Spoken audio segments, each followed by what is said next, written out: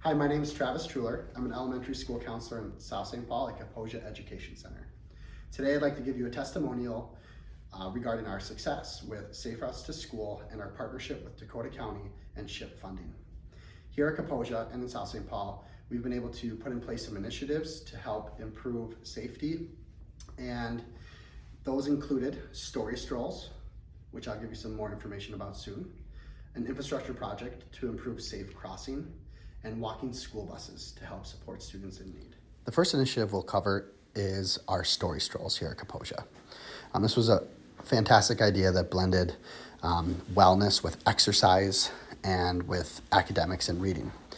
We intentionally chose stories to print on yard signs in which we could space out and place at a local park where there's a lot of traffic, where students would be exposed to it, or here at school, whether it was in physical education class, at recess, or for any family functions that we have here at school, to place these stories spread out. And they were printed in both English and Spanish to serve our population. The next initiative we'll talk about is our walking school bus. Here at Kaposia, we have quite a few students who don't qualify for district transportation due to the proximity in which they live to the school. But families don't always feel safe having those students walk to school. We have busy roads, and there's not always sidewalks here in South St. Paul. And so we established a goal to try to help encourage, for exercise as well as for attendance, to have students be able to walk to school. And so with the walking school bus, we had events in the spring and in the fall and spring in which staff would meet students at the farthest location where transportation is not provided. And then with an established safe walking route, would walk with students to school on those mornings and would pick up students along the way at designated stops, in the hopes that these students would then feel comfortable being able to walk to school, potentially have some buddies that they could walk with on the way here to school, and to, in general, promote safety and exercise with our walking school bus initiative. These were very successful and very well attended. And here in South St. Paul, the hope was to potentially increase the number of walking school buses that we were offering. Lastly, we have our infrastructure initiative. Around the school, we have quite a bit of congestion, as most schools do, at arrival and dismissal. And this intersection here was one where we didn't have crosswalks, and we found that it was a hazard for our students and families to cross the street due to the congestion. And so these were identified as some corners around our school that we needed to have an improvement plan for the safety of students and families, to help with the overall traffic and congestion at arrival and dismissal, and to make sure that our safety patrol here at Kaposia are feeling safe.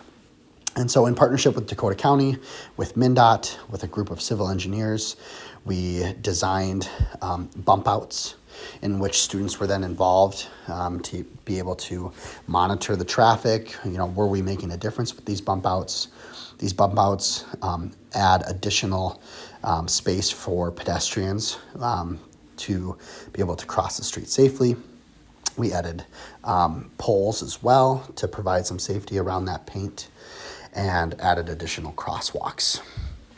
Students really enjoyed and did a great job helping actually put this infrastructure project in place by putting in the posts, by completing the paint, with volunteer school staff here at Kaposia, as well as with Dakota County staff, civil engineering staff, and staff from MnDOT. The hope is that this infrastructure project as a demonstration project will demonstrate that there was a positive impact that increased pedestrian safety, increased law-abiding vehicles. We had parents who were parking in the intersection, blocking the intersection, making it unsafe.